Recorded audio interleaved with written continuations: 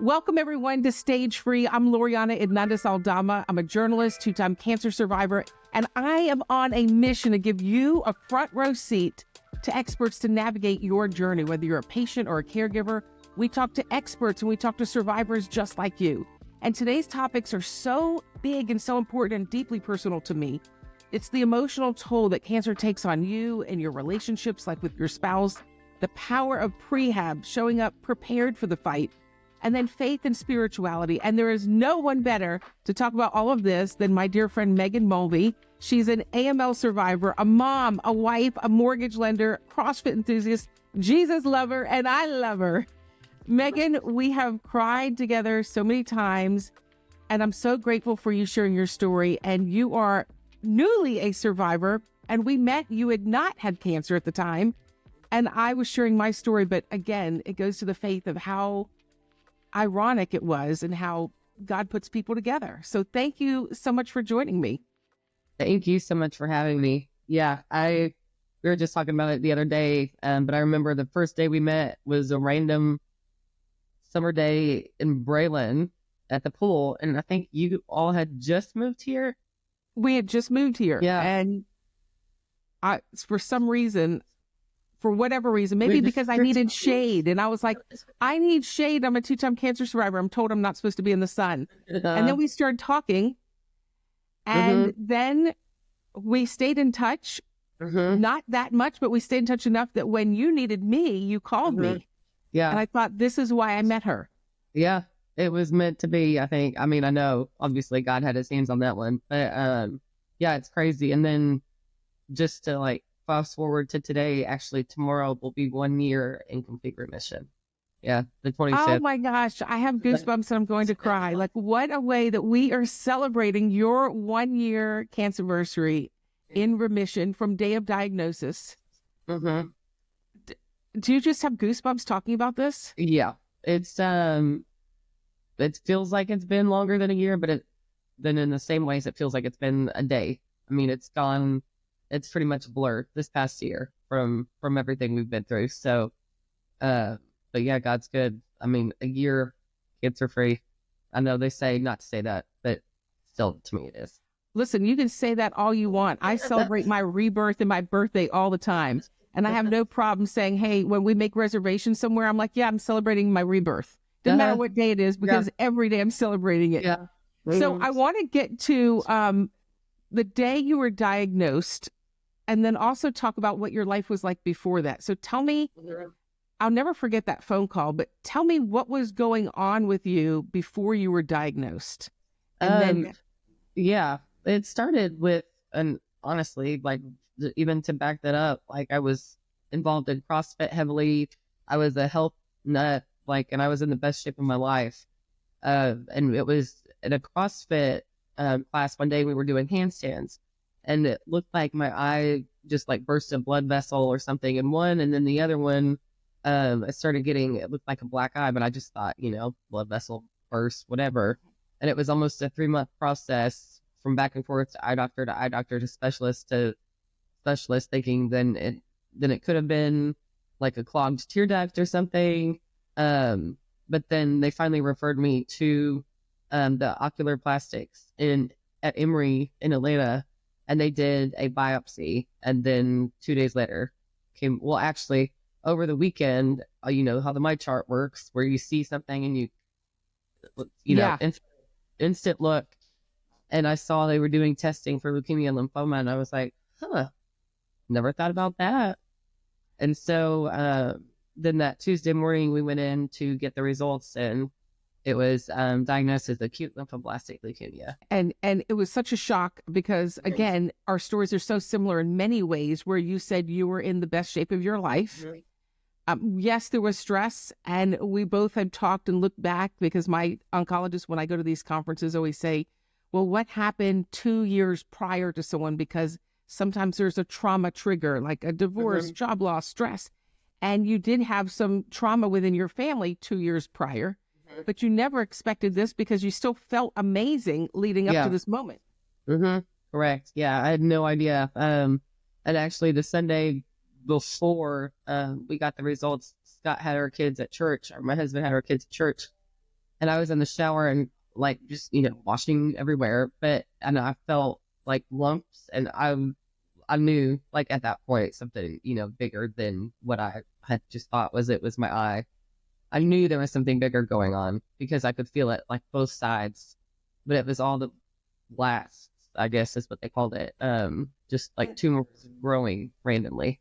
And that was the first time. Now I talk a lot about warning signs, that I overlooked warning signs because I was what I thought in the best shape of my life. And I started to normalize not feeling right.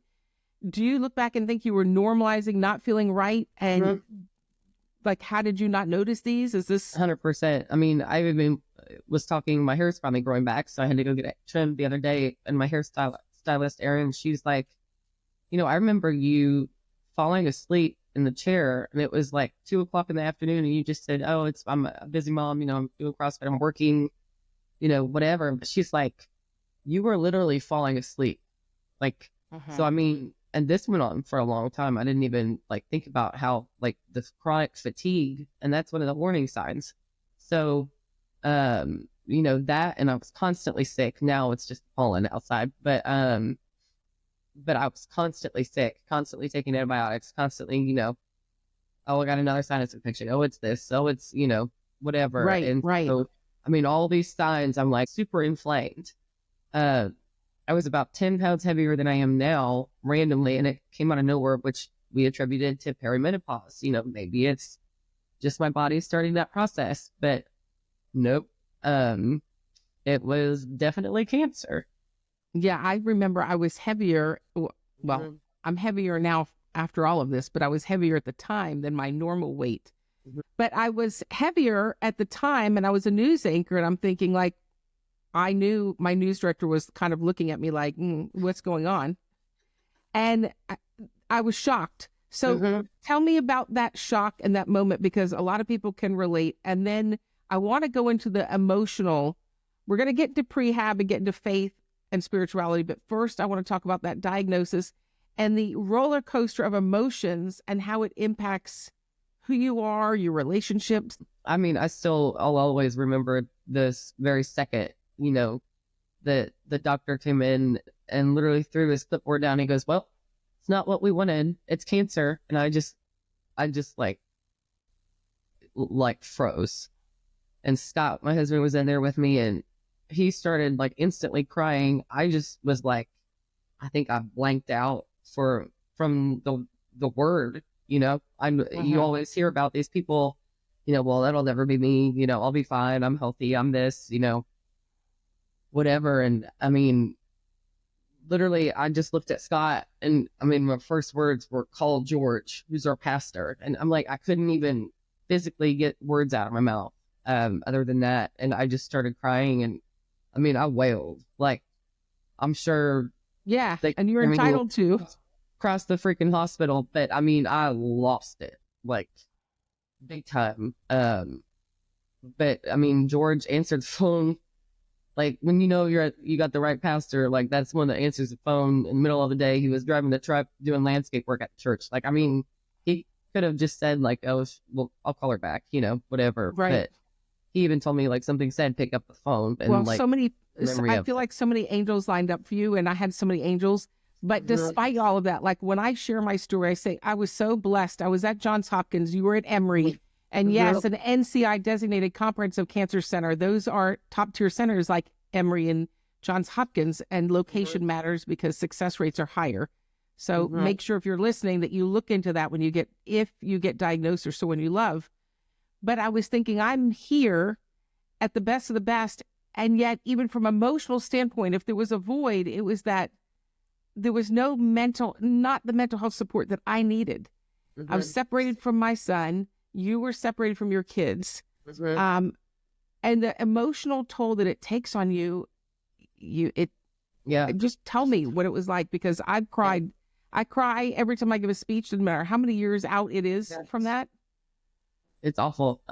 It's the worst thing, not having control over your own being, not just your body, because you lose control of that the second they tell you have cancer. So that's gone. And then your freedom, your absolute right to hug your kids is gone. I remember the very next morning at 8 a.m., Emory called and said, hey, we have a room for you, you know, pack a bag. They didn't say, you know, how long, nothing. So that morning, like Scott and I took the kids to daycare, like normal morning. And I didn't even get to say, you know, hey guys, it's going to be what I thought was just going to be a few days away from them. But it ended up being 30 the first time. That was the first time. And I remember getting to the hospital and them saying, you know, you're going to be here a while. You can decorate the room. And I just said, how long? And she's like, typically a month. And I was like, oh. And I mean, all you can think about is, what the crap? Like, I didn't even tell my kids, you know, where I was going. I just said, I'll be back in a few days. And here we are. It's going to be a month. Like, I couldn't even, it was so hard to wrap my head around it. Since that day of diagnosis, since you were separated from your kids, since going through that, you and I have talked several times because we've cried and we're like, hey, we don't feel understood. And this is so common with people with the PTSD and the depression. Like, how has this changed? I mean, you went from diagnosis through treatment, then you had a bone marrow transplant. Walk me through a little bit of that, but I want you to walk me through some of the emotions with it, if you're willing to be vulnerable with it. Oh, for sure. I mean, there are days I still cry for no reason. I mean, shoot, I called you that other Saturday. I was like, do you have a second? Because I'm feeling this and nobody else gets it. Yeah. And it was because of another friend I had who had side effects from all the radiation that we got. And I'm like, oh my gosh, now is that going to happen to me? You know, and it's crazy. So like, I went from being diagnosed in October 2023, October 4th is when I went to the hospital, and then 51 rounds of chemo from that to what would have been now from, and then getting in remission. And they, instead of having another year and a half of chemo and all the side effects that could come with that, we all agreed that to do the bone marrow transplant, because on top of that, it has the best rate of, I don't know what it's called, the better outcomes, better success rates. There's chemo brain. Like, I can't remember. I get it. I live it. But yes, it's got the best success rates. And so we decided to go that route, and not even knowing the specifics of that at the time, it was another 30-day stay minimum without your kids again. And so that to me was the hardest part, and them trying to hide the whole time of, you know, puking from chemo, being sick, like the other, losing hair, you know, and going through that was probably the hardest, because looking at Hannah, our daughter, and brushing her hair every morning, I'm like, you know, I don't want them to be scared. Like that was my biggest thing the whole time. I don't want them to see me sick. I don't want them to see me crying. I don't want them to see me upset. So I really focused on them the whole time. And I was married, so I know I should have been more focused on my husband, because I'm sure they, as a caregiver, they go through things too. I just couldn't even get past like myself and the kids, because all I can think about is I have to be there for them. Like, I have to. Yeah. It doesn't mean we don't love our husbands. Yeah. But you're thinking, I have to be here to be alive to raise my kid. Like, what do I need to do to be here to raise my kid? And when you talk about having to fake it till you make it in front of your kids, like, I remember FaceTiming Gabriel and turning the phone and crying, and then turning and smiling because he was calling my sister mom. And it was ripping at my soul, thinking, oh my gosh, I love my sister, but nobody else can be his mother. So you go through that. Your husband is witnessing you unraveling mentally, physically.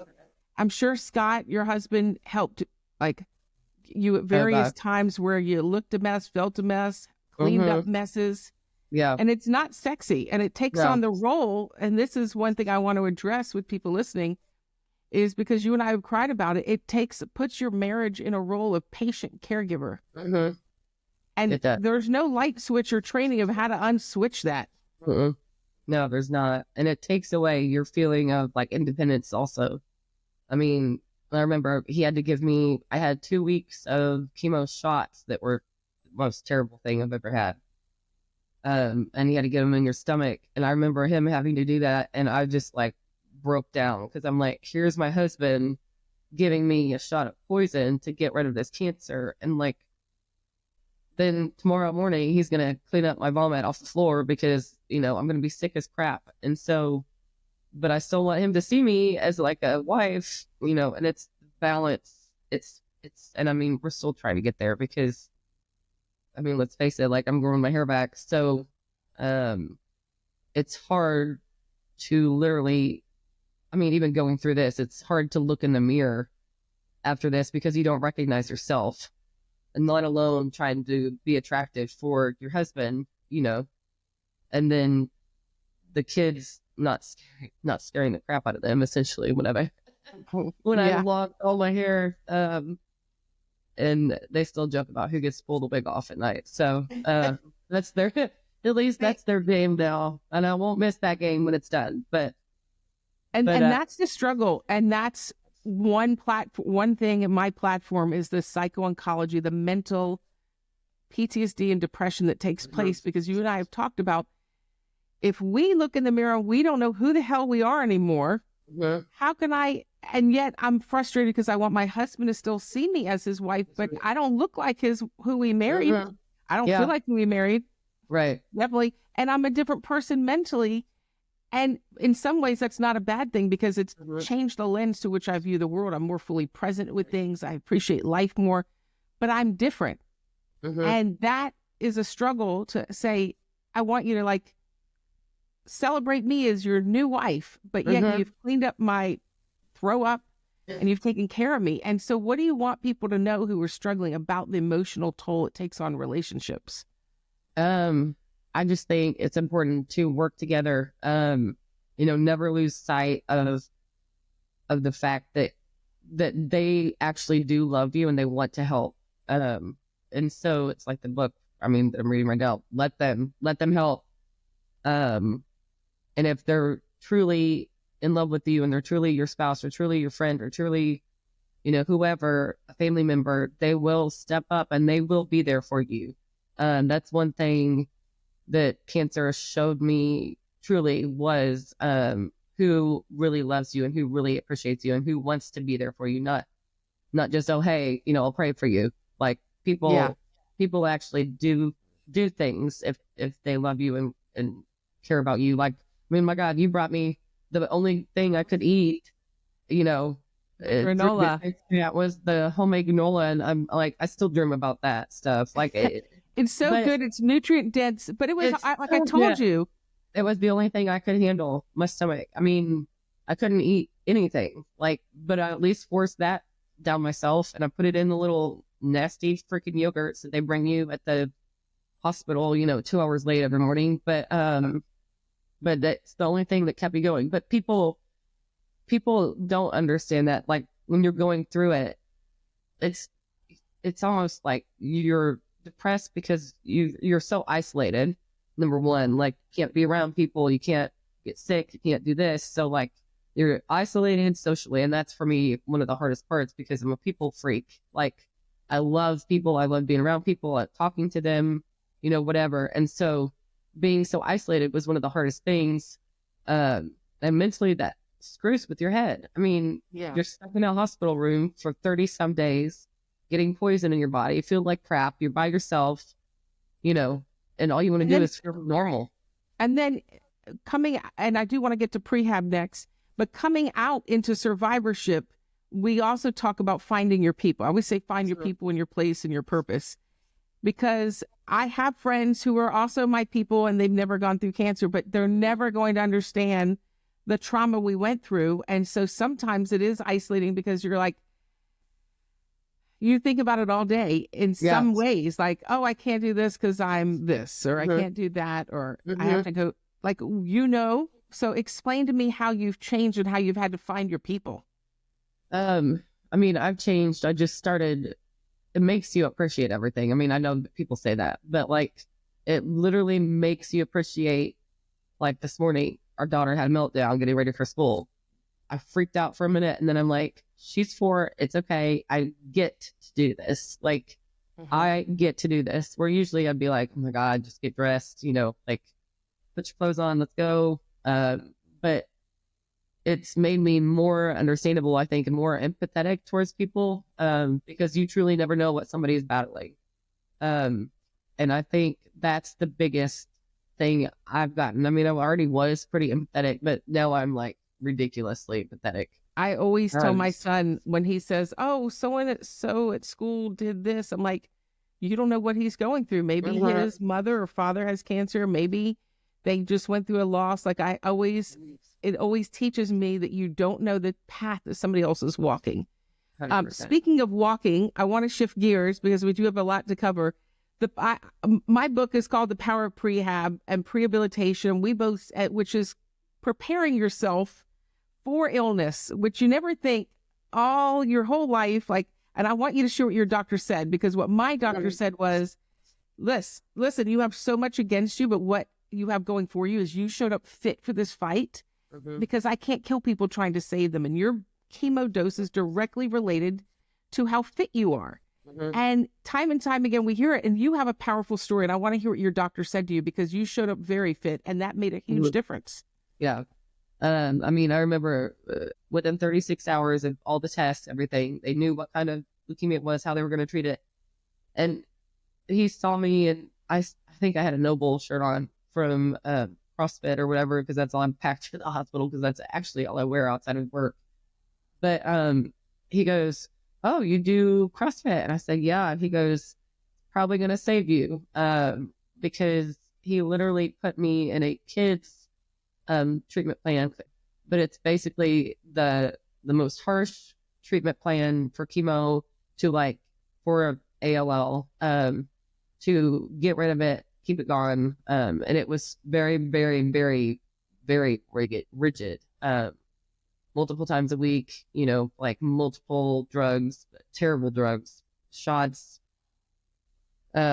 pills, everything. But it was literally because I was in shape. And he literally told me, even the last time I went in just for blood work, he goes, CrossFit literally saved your life. Like, being able to tolerate the treatment that they had prescribed for my plan to get rid of it. I mean, it knocked me down, and I'm pretty tough to get down, but there were multiple times I was down for the count. But with the health, the muscle and CrossFit, and then obviously kids, I just kept going. And there were even times during treatment I would go in for CrossFit just to, well, even though you're I couldn't do that because I was inpatient, but I know that I came up with this message because I was reporting from my bedside: prepare, present, prevail. And I said, we have to prepare ourselves for illness, no matter what you eat, how much you sleep, the exercise, stress in your life.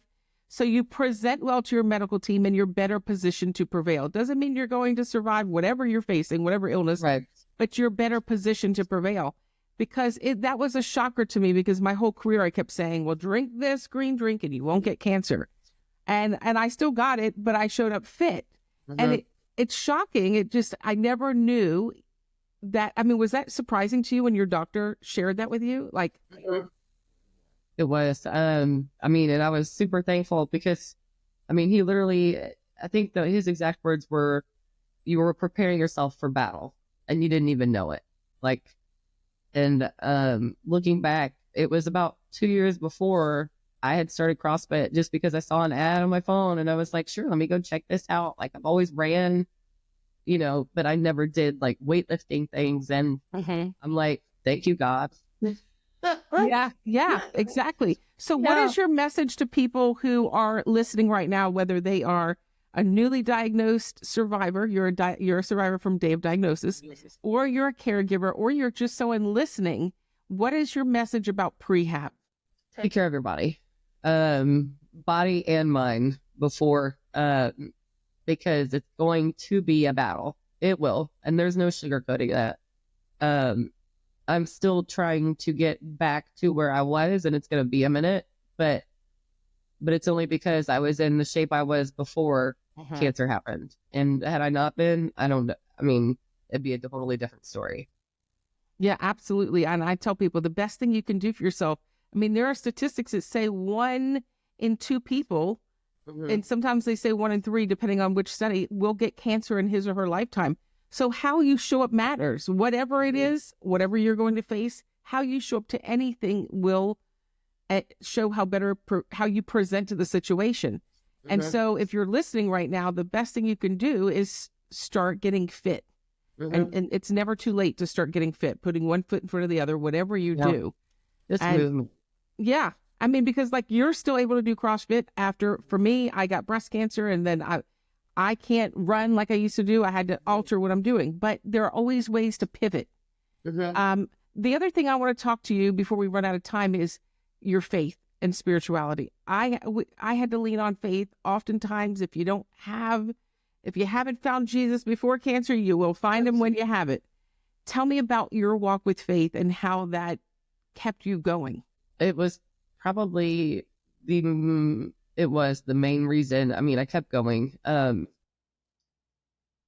Literally whenever, we found out from diagnosis, in that phone call with George, he prayed. From then on, I mean, I'm like, hey God. And it was confirmed when we got to the hospital and all the testing, all the things, within 36 hours, they're every test, blood work. I mean, they drilled into my hip. They did a spinal tap. They did, whatever to get the actual diagnosis. And I mean, once the oncologist came in and sat down with a plan, I was like, okay, there's a plan. Like, I know God will be here. I know he's already here because within a day and a half, we have a full plan of how to get this gone. And from then on, I'm just like, okay, God's got this. We got to just do the plan and go forward. And I mean, in those 30 days, each time at the hospital, that was the only thing that got me through was God. There is nothing else that I can attribute to getting me through feeling like absolute trash. And then being away from family. Like, there's no other way I had the strength to get through that. Well, I was going to say survivorship hasn't been easy either. And people tend to think like, oh, you've won. And we're like, listen, I'm so grateful to be able to say that. Although I don't really like the whole term because we all fight hard. But just because the transplant's over, there's a whole new fight that starts. And psychologically, it plays a whole number on your head. And then faith plays a role to get you through it. So talk to me about some of the depths of survivorship, of where you've hit some lows and how you've had to dig deep to lean on your faith. Yeah, definitely. Well, through the chemo, I'm sure too, but the bone marrow transplant absolutely knocks you out of fertility mode, like straight into menopause. I'm not even 40 yet. I wanted a third child. I did. I know we're crazy right now with 2 around the same age, but I wanted that, even the option to have a third. So, and then feeling like a woman, like obviously menopause, you gain weight in your middle, you feel a little more sluggish, you don't sleep as good. So, that's been the hardest challenge for me. And I've broken down so many times, just like, why God, why is this, me? What is this? Why do I have to go through this? Why? And I mean, that's been the most challenging post cancer. And then trying to feel normal again. People, like you said, don't understand. They think, oh, cancer's gone. You're fine. Like, yay, you did it. Like, and then you're fine. You're normal in the head. Everything's good. And move on. How about this? Move on. I know we've talked about people who've said, maybe you should forget you had cancer. And we've both had people say that to us, or move on. Tell me what that does to your soul when you hear that, and educate people. What do you want to say to someone who says, well, you should move on or forget you had cancer? Because this is your platform. Say it now. What do I want to say, or what do I say? You can give us both. We can give it. The edited version is, I want to say, cluck you, because there is no way somebody can tell you to forget about what you've been through. You and I have been through hell and back. I can't even describe the medical procedures, like literally drilled in my hip while I was awake. Like, think 6 times now. I mean, scars that are always going to be here. You know, I mean, just feeling like, oh, shoot, our white counts were down to 0, you know, like platelets were nothing. So, I mean, it's like your blood was drained from your body. And like when somebody says, forget, you know, move on, I'm like, dude, like it was not even a year ago, like that I was laying in a hospital thinking I was about to die, that my hair literally fell out like baby bald. And I'm like, I can't forget. Like, there is no way I'm ever going to forget. Well, it changes the lens. Yeah. I mean, good or bad, it changes how you see the world. And there are triggers everywhere. And you've shared that with me, saying, hey, do you have these triggers? I'm like, yeah. When my friends want to say, let's take a girls trip to Bahamas. And what do we both say? We're not leaving our kids. Yeah. Mm-hmm.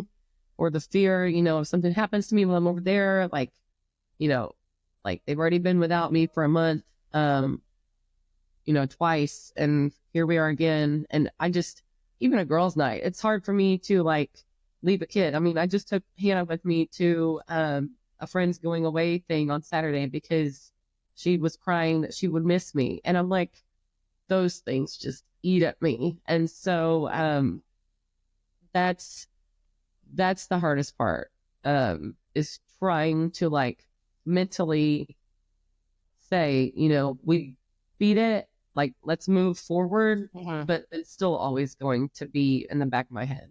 Well, and there'll always be triggers and reminders, and you know, you hear things over and over. Like I always hear my doctor say, your bones are fragile, don't get in a car accident, you don't heal well. Like you hear these things, and then the blood work, and you're constantly thinking, I'm one blood draw away from this world flipping upside down, because you've lived it. So yes, when someone tells me, forget I had cancer, my head starts to spin. I go into Latina mode with waving my finger. Yeah. Like, come talk to me and tell me that again. One more time, please. Yeah. Mm-hmm. So before we go, are there some key takeaways? I know you're about like not sweating the small stuff. Any final advice for newly diagnosed leukemia patients and families? Because really they have no idea what they're about to embark on. And some messages. Like I said, prepare to battle. You're going to have some days where you feel like crap, and that's okay. Rest, because I didn't. Looking back, I just tried to keep going. But it's important for your body to heal, and it takes longer to heal, but you will get there. And just pray every day. Lean on people. Don't try to do it all yourself.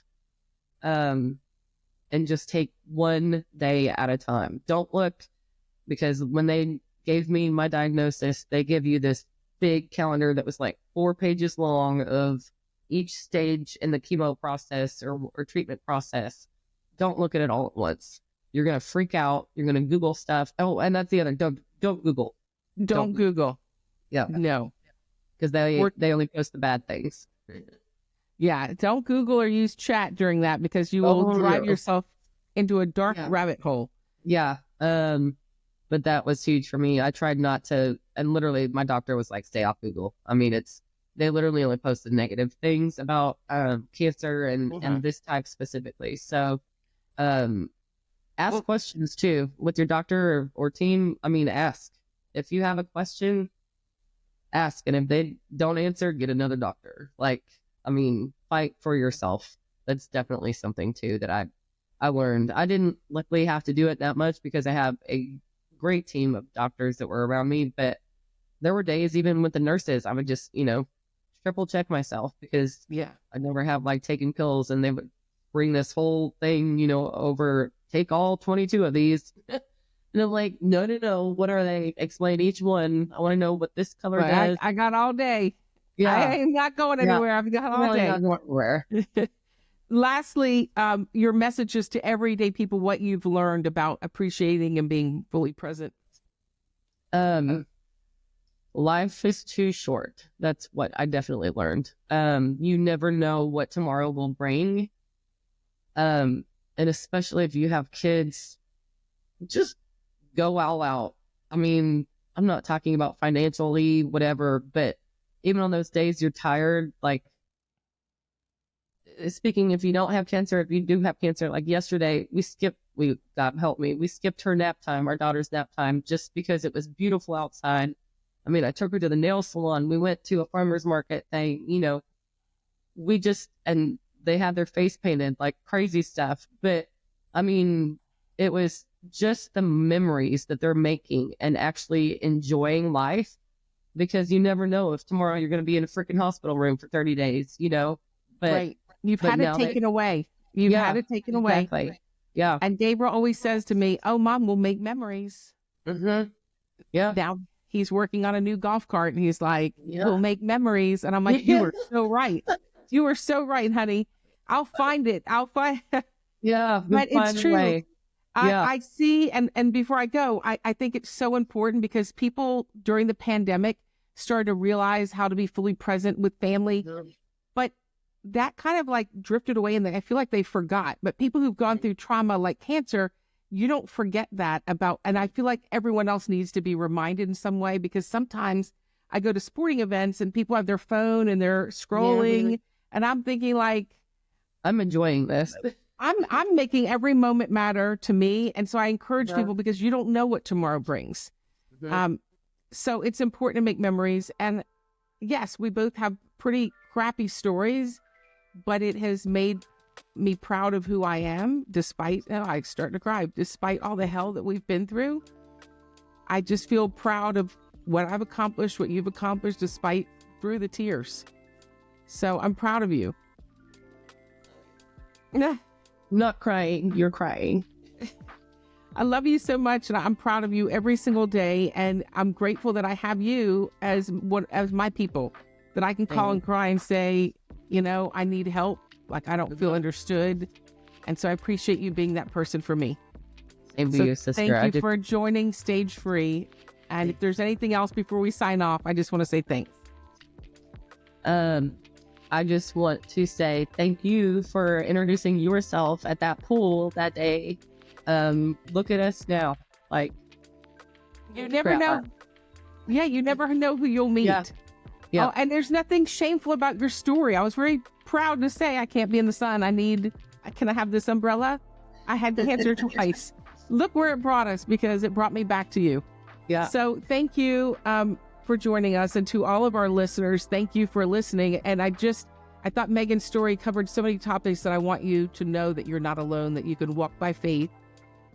Lean on Prehab, like get fit.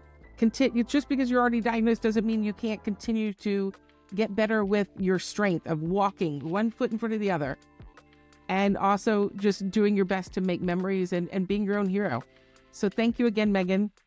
Thank you. Don't forget to join Armor Up for Life and breastcancer.org for a Real Talk webinar. It's okay not to be okay. July 22nd at 4:30 p.m. Eastern Time. It is all about mental health after a breast cancer diagnosis. So no matter where you are in your journey, we hope to see you. Check out our show notes for the registration link.